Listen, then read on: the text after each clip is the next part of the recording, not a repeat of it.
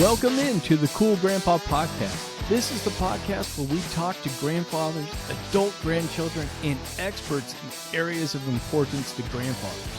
Whether you're a new grandfather, a seasoned pro, or somebody interested in learning about relationships, this is the place for you.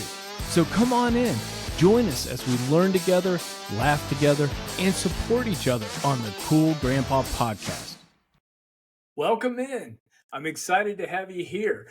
For those people that are checking this out on YouTube, you're going to see some video, and I'm going to be increasing the use of video as we get going. So that's going to be exciting. We'll have some of our guests that are okay with being on video. We're going to start putting those up. So if you're listening to this, nothing really changes for you. But if you're starting to watch and listen to the podcast on YouTube, you're going to start seeing some video coming out. So that's going to be something different. I'm having to change a few things around, learn some different software, but that's okay because it's important to learn one new thing a day. And, we're going to have a good time with this. We're going to keep expanding our horizons, and we're going to keep growing as a podcast, as a community. So hopefully the videos will get better as we get going and we get some more experience and some more reps with that. Before we jump into the show, I want to remind everybody about my children's book, My Grandpa's Grandpa. It's a great way to start conversations about your grandparents, maybe your parents, to your grandchildren. Share those family stories with them. Share the experiences that your parents and your grandparents, your aunts and uncles all had while they were growing up, what you remember about them. So you can pass that information down to them. So it's a great fun read. Won a couple awards with it. So go to my website, cool-grandpa.us. Check out that book, My Grandpa's Grandpa.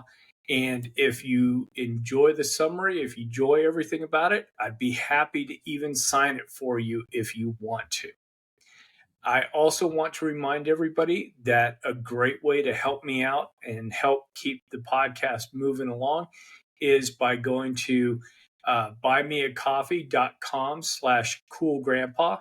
And you can donate a few dollars there. That helps me to offset some of the cost of this podcast. And I'm excited to connect with you to find out how I can serve you. The other way you can get to that Buy Me a Coffee is to just look at the show notes at the website. And then over on the right-hand side, we've got an easy link for you just to go ahead and click on over. So any support you provide is deeply appreciated. Now, I want to get us started on something and an idea that I've had for those new listeners. About once a month, I like to have these, what I call one-on-one conversations with you. And this month, I've really been thinking hard about aspirations. I've talked to a number of grandparents, I've talked to a number of people, and it seems like we have these ideas about who we want to be, what type of grandparents we want to be, what type of grandfathers we want to be. And along with that, what we sometimes lose out on are some of the aspirational phrases or sayings or descriptions that we would like to embrace. I think over the last, since probably the 70s and 80s, any of these aspirational type phrases, any of these goals that we might have really been downplayed a lot, in my opinion. Meaning things like the scout oath and law and all of that. When you're not part of the scouts, it seems to be really downplayed. And those are aspirationals. And what we have is this thing where we all desire to be better versions of ourselves, but sometimes those sayings, those ideas that we have to be better people have now gone by the wayside because they have been realized that we can't really live up to everything that's involved in those aspirations. So whether it's something from your church, whether it's something from your community organizations, whatever it is, know that these aspirational sayings and phrases have importance to us. They're goals to live by. They're not necessarily things that we have to be perfect on, but things that we are working towards, right? And in that framework of aspirations, one of the things that really struck out to me, and I've been watching a lot of Westerns lately, I've been revisiting some of those genres with books and whatnot, is this phrase called one to ride the river with. Now, one to ride the river with was a great phrase that could be used to describe somebody. And this description held a lot of different meaning. It typically would mean somebody that's dependable, somebody that would work hard, somebody that's a team player, somebody that's a good communicator, somebody that had been across a trail a few times, knew hazards, knew how to identify hazards. And this phrase, when I was doing my research, nobody's quite sure when it really started, when it became known. It may have gone back to some of the people that had gone back and forth on the Oregon Trail. It could have been started after the Civil War when some of the big cattle drives from Texas started heading north to Kansas. You know, whatever it is, I think this is a great way to think about yourself if you're inclined to. And I just love it. I love those old Western phrases. I love some of these things. And so what I like to do is be able to, put on my Tom Sawyer hat, if you will. Now, for those of you that remember, Tom Sawyer had ended up in one of the stories faking his own death, and then he goes back into town and he hears all the crying and the sobbing and the sisters that were taking care of him. He gets a chance to be at his own funeral and climb up and hear what everybody's talking about him before he reveals himself. And not all of us get a chance to do that, right? We don't oftentimes get to hear what people say behind our backs. And some of this too, I would even say, is when you're doing job searching and when you're providing references. You're typically providing references of people that know you, you've worked with them, or their character references, but you're not exactly sure what it is that they're saying about you. And that's okay. But I'd like to be able to think that, people would like to be able to say, hey, Greg, as a grandpa, as a man, as a coworker, he's somebody that would show up, he's somebody that would do hard work, he's somebody that would be a good team player, and he's somebody that would do these things. Now, I'm not perfect in any one of them. There's times where I'm certainly as lazy as all get out, and there's certain times where I'm just working hard and I'm staying up late and I'm getting the task done and I'm absolutely doing these things.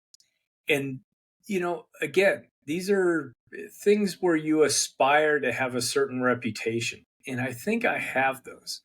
And the question I have for you is, what kind of reputation, if you were to take a step back and be honest about it, do you have? What's your reputation as a mom, as a grandma, as a sister, as a brother, a husband, a grandfather? What's that reputation? What is that thing that you're aspiring to? Now, we certainly don't wake up every day and we repeat a motto or we repeat something like the Scout oath and promise, and I go back to Scouts because I'd been involved in Scouts for so long. But I think it's important for us to have these aspirations, to have something that we're shooting towards, to have something that we're working on with our own character development. I mean, just because you hit your 40s, 50s, 60s, and onwards doesn't mean that your character development needs to stop.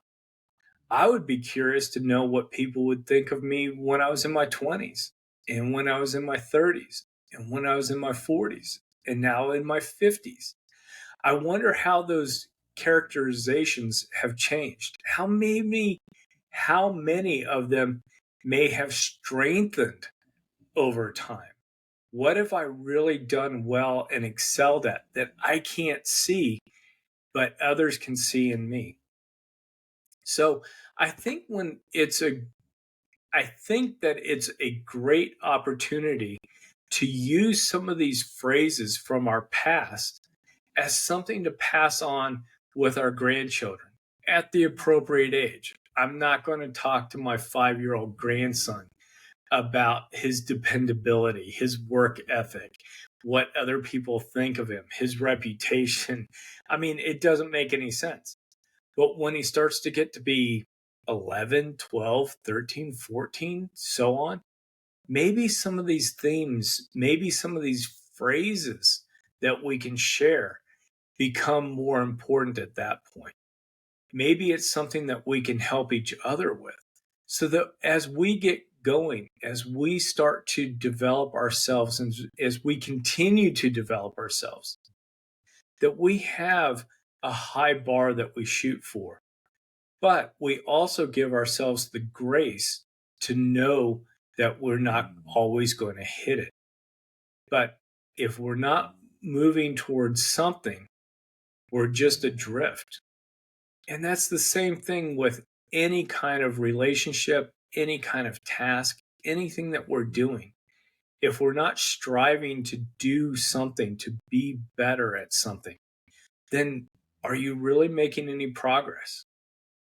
So, just to sum it up, I hope that maybe you find a phrase, a slogan, something in your life that's aspirational that you can think of. Maybe it's a saying that you want to jot down on a sticky note and you put it up there by your monitor so that as you go into work each day, you take a look at that and it helps remind you to be the best version of yourself that you can be.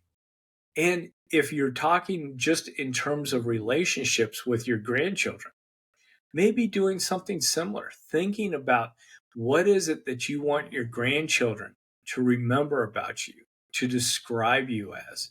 What are the things that you want them to talk about when they sit down and I interview them as adults, that they say, boy, my grandmother, she was this, this, and this, and this, and not always perfect, but boy, did she ever help me find a goal and set an example of somebody that I wanted to be.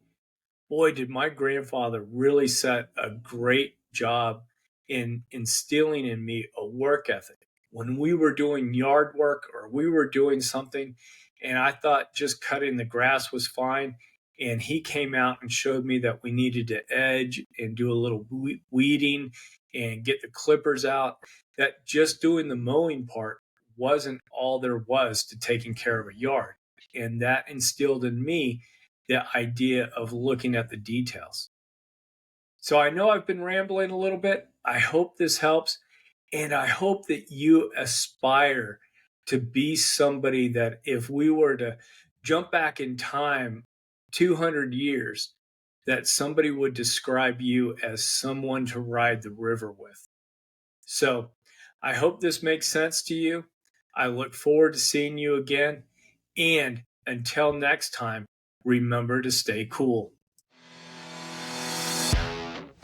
Thank you for listening to the Cool Grandpa Podcast. If you've enjoyed this episode, please do me a favor and share it with a friend. That's the best way you can help us to expand our community, as well as get the news out about how valuable grandpas are in the lives of those kids. If you'd like to leave me a comment or shoot me a potential topic for this podcast, please go to www.cool-grandpa.us. Look for the comments tab, fill it out, hit submit. It's as easy as that. Until next time, remember to stay cool.